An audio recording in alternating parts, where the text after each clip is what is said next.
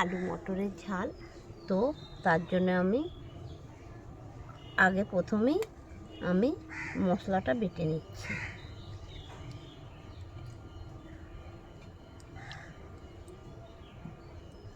একটু কাঁচা লঙ্কা দিচ্ছি, এতে আদা ছোট ছোট করে কুচিয়ে নিয়েছি, রসুনগুলো ছাড়িয়ে নিয়েছি। এই আদা রসুন আর একটু কাঁচা লঙ্কা বেটে নিচ্ছি, বাটনাটা করে নিচ্ছি। এইভাবে প্রথমে থেঁতো করে আগে ছাড়িয়ে রেখেছিলাম রসুন আদাগুলোকে ছোট ছোট করে কুচি করে রেখেছিলাম, একটু থেঁতলে নিচ্ছি, তাহলে আমার বাটতে সুবিধে হবে। এই জন্যে এইগুলো মশলাটা আগে আমি করে নিই বন্ধুরা। আমার মশলাটা বাটা হয়ে গেল বন্ধুরা। আদা রসুন আর কাঁচা লঙ্কাটা বেটে নিলাম, একটা পাত্রে তুলেও রাখছি বন্ধুরা। আলু কেটে নিচ্ছি। আলু মটরের ঝাল, যেহেতু আলু তো দিতে হবে, আমি করব আজকে আলু মটরের ঝাল, ওই জন্যে বন্ধুরা একটু আমি আলু কেটে নিচ্ছি।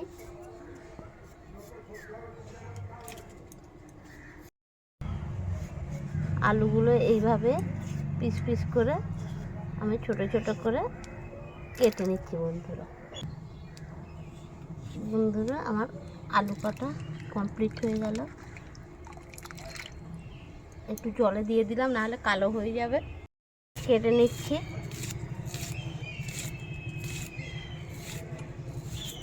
পেঁয়াজগুলো লম্বা করে কেটে মাঝখান দিয়ে ফালে দেবো। এইরকম করে কেটে নিলে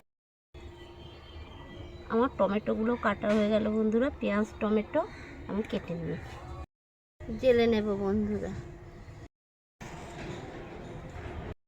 একটু জল দিয়ে দিচ্ছি বন্ধুরা, কড়াই জল দিয়ে দিলাম। এর মধ্যে এবার ছেড়ে দেব আমি এই মটরগুলো সিদ্ধ হতে দেবো।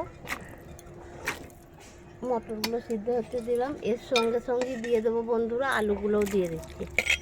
আলুগুলো সিদ্ধ হতে দিচ্ছি বন্ধুরা। আলু আর মটরটা সিদ্ধ হতে দিলাম। আলু মটরটা সিদ্ধ হয়ে গেছে বন্ধুরা, এবার আমি নামিয়ে নেব।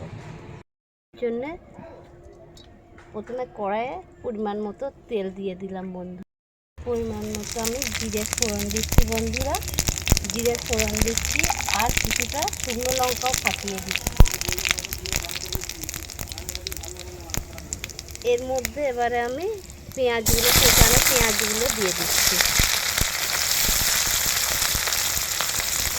একটা টমেটো পড়ে আসছে, সেখানে টমেটো কোচানো পেঁয়াজের সাথে একটু টমেটো চলে গেল বন্ধুরা।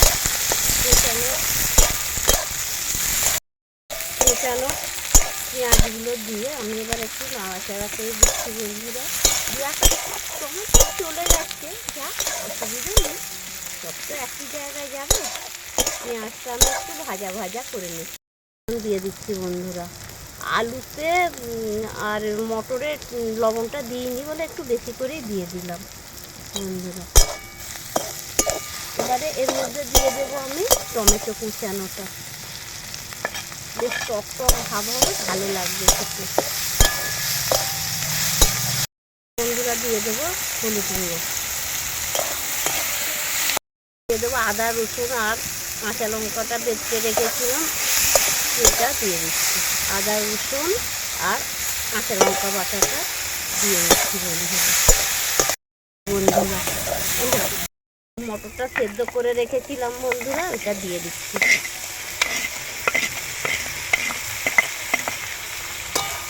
দিয়ে এবারে যে মশলাটার সাথে আমি ভালো করে এইভাবে মিক্স করে নেব বন্ধুরা।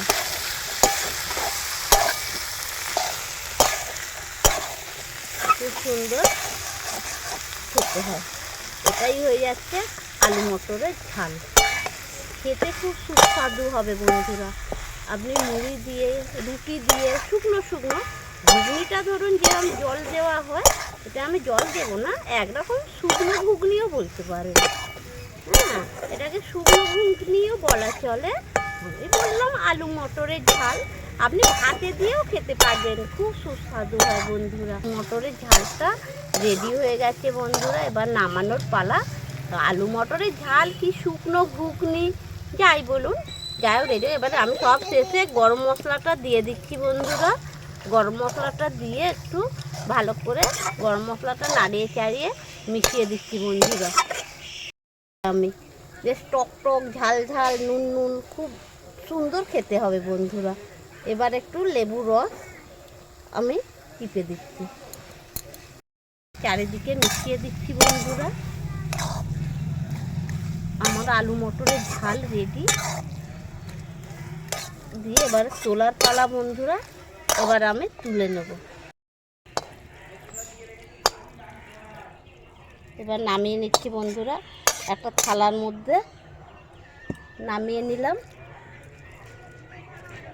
ঝাল বলুন শুকনো ঘুগনি বলুন রেডি হয়ে গেছে। দেখুন কত সুন্দর হয়েছে বন্ধুরা। এইভাবে আপনারাও বানিয়ে খাবেন, খুব ভালো লাগবে। এটা মুড়ির সঙ্গে খান, ভাতের সঙ্গে খান, রুটির সঙ্গে খান, যা দিয়ে ইচ্ছা খান, খুব ভালো লাগবে বন্ধুরা।